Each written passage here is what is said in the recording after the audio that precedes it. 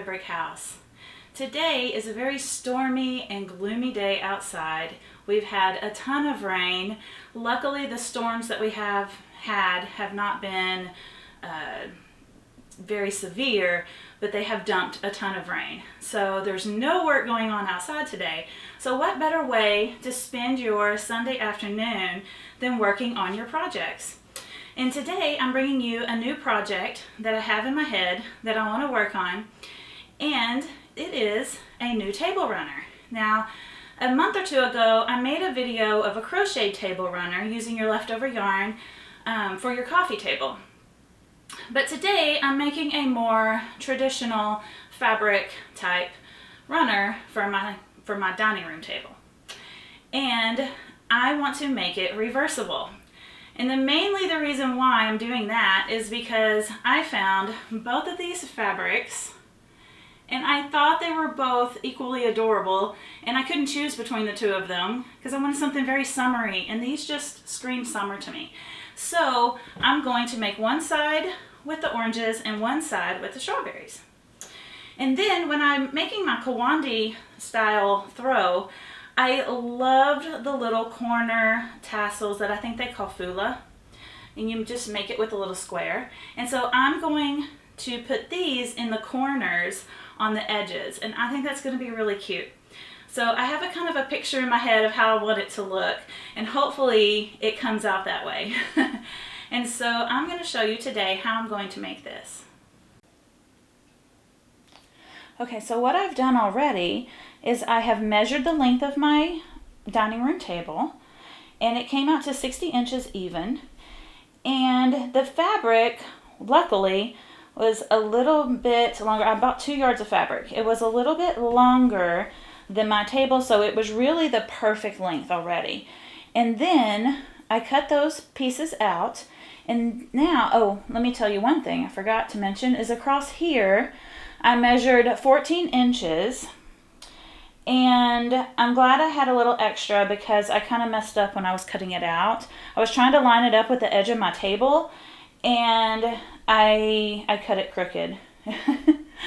And so to fix that, I had to cut more off of it. So I'm glad that I added a little bit extra onto that because I'm okay with the width that it is now. It's probably about 12 inches. And so then I just took it to the iron, and I did these together. So I just ironed it at the same time because I thought that might be easier, and then I'll make sure that they will line up together when I go to sew them together.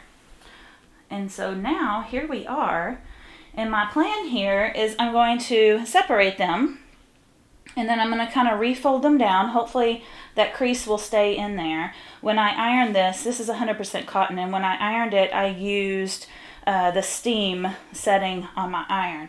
So I'm hoping that will keep this crease here. So now I'm going to separate them, and I'm going to put, not right sides together, but I'm going to just fold these edges under and pin it together, and then I'm going to top stitch it with some embroidery thread. I think that would be really cute. I had thought about doing some embroidery work on some of these fruit pieces here, but I want this to be kind of a simple project because this will be the third project that I have going on at the moment, and so I'm doing a lot of sewing at the moment. So I think I'm just going to keep this kind of simple, and I'm not going to do that today. So here we go.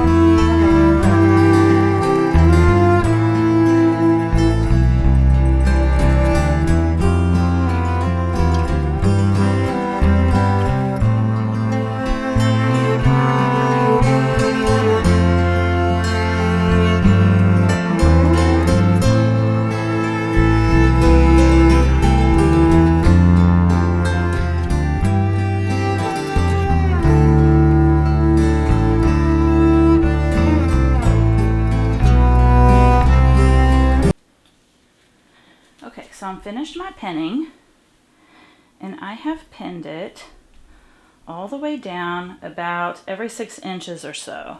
And this really turned out to be pretty easy. I didn't have any trouble aligning up my fabric because I had ironed them together. And that, I think, was a really good idea to do that. Okay, so now I'm going to start stitching. I'm planning to just do a running stitch along here, and then I might do like a lacing running stitch. I'm not sure yet, but we'll see.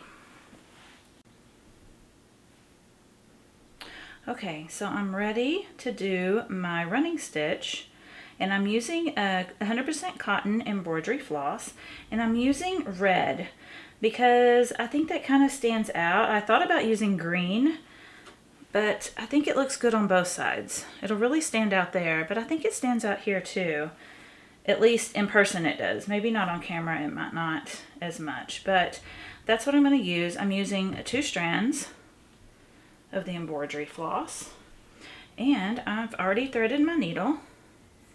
And so I'm going to start working, and I'm going to do this kind of the way I did my Kawandi inspired throw. I'm not going to start directly here in the corner.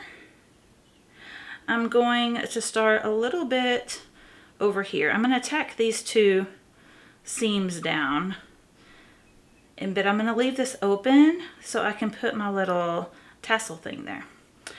Okay, so let's just get going. I'm going to come up and I'm going to do it in between my layers here. And I want it to look kind of quilted, so I'm going to kind of come about that far up. I don't want it really close to the edge, but I want to make sure that I am tacking down these. Let me take that pin out. The pin's causing me problems. Let's take the pin out. I'll bring it up closer so you can see what I'm doing. And so I'm going to kind of start there. Oops, I didn't get those tacked together. That's okay. I may just put my pin back in there. I meant to get those tacked together, but I didn't. So, whoops. I'm going to make sure that stays together. So I'm going to leave it like that.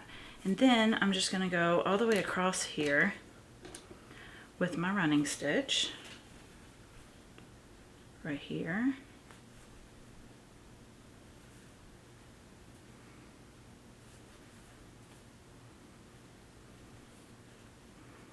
I'm not going to be too precise. If you've been watching my videos, you know I just kind of eyeball things to where it's good enough for me, because this is just something that's going in my home and I'm not trying to sell it or make it perfect. So that's how it's going to go. And I'm just going to do that all the way around the entire edge here. Okay, I have reached my corner now here. So I've stitched all the way up to here. And now I'm going to put this little square here. I'm going to fold it and I'm going to add that to my corner. Now, this is a 4 by 4 inch square. And then to fix the sides so that it didn't fray, because this is a acrylic-y, probably, you know, some kind of man-made material. I don't know exactly what it is, but I just took a lighter, like a grill lighter, and I just gently went across the edge so that it melted these fibers like you would do if you were doing ribbon, so that it won't fray. And so I'm just going to fold it into a square. I'm going to kind of finger press it a little bit like that. Or not a square. Well, I am folding into a square, but I'm folding it across. Then I'm going to fold it in half again and try to get it really close here so that the edges really line up and it looks like a nice, neat square like that. Okay, bring it in closer so you can see. Just like that. Okay, so I'm going to take this end right here where it's folded. I'm going to take that end, I'm going to hold it tight, and that's the end that I'm going to put inside here. So I'm just going to open this up a little bit. I'm going to slide that corner in there, just like that. And then I'm going to tack it down. So I'm just going to go through the middle, like kind of straight through the middle to the back. A lot of fabric to go through. So I'm going slow, make sure I don't end up with a knot. Okay. Then I'm going to come back beside it right here, if you can see that. Right there. I'm going to go back right there so that, oops, so that if I put it right here, I can continue my stitching straight across here. So I'm going to, once again, I'm going to line it up where I want it, about right there. I'm still going through all the pieces here. And I think that will be enough to tack that down.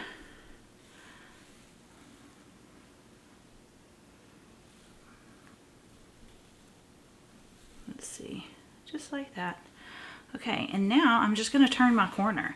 So I'm going to turn my fabric this way, and I'm going to work the next one right here. It's still quite a bit of fabric to go through, although I'm not going through the pink fabric at the moment. So I'm going to bring that through. I just had to put new thread in here, so it's kind of easier, I think, when you use your thread and you don't have that much to pull through. But that's just how it turned out. Now I have a nice clean corner like that. And I don't think it's going to go anywhere. Everything is tacked down. So that's how I'm going to do my corners. So now I can take this pin out, and I'm just going to keep going, doing my running stitch, going this way now, down this side of the runner. Just like this.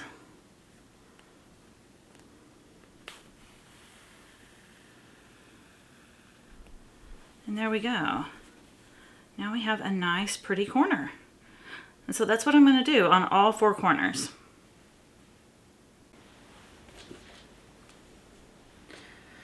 Okay, I have stitched my running stitch all the way around the edges here. And so here's what the end looks like. Isn't it cute? Now I'm going to do like a lacing through these little running stitches.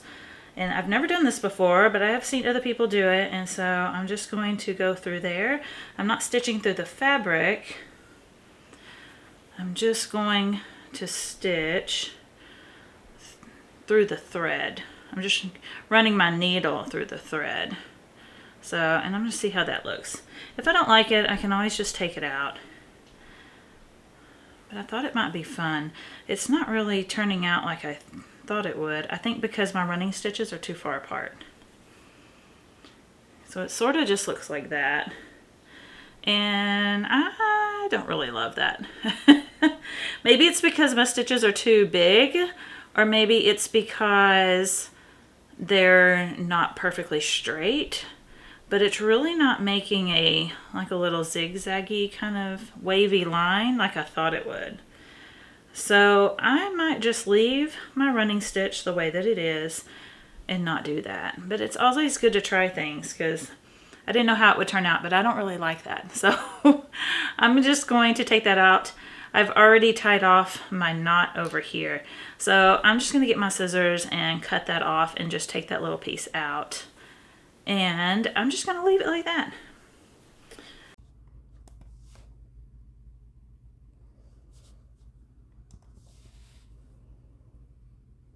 So now it's time to get the table cleaned up and to get the new table runner on the table. I'm so happy with the way it turned out.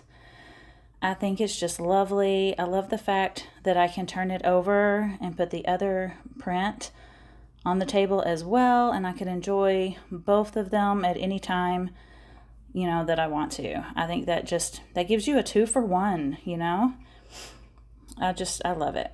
So I hope that you have enjoyed watching this.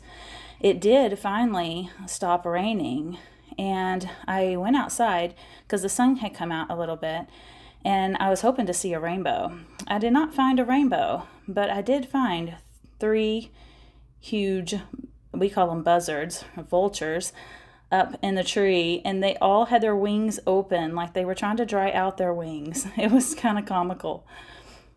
But I will leave you with a little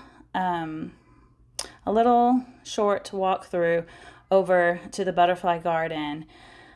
I went out there just to see what it looked like after all the rain that we had had. And it was just as I expected. It was quite flooded. But don't worry, it drains really quickly. That happens a lot, but it drains really fast. So I'm thankful for that. So I hope you enjoyed watching this. I hope that I can bring some new ideas on this platform. This was just something I had in my head. I'm probably not the first person to make a reversible tablecloth, I'm sure. But I think it turned out really well. And until next time, I'll see you later. Bye.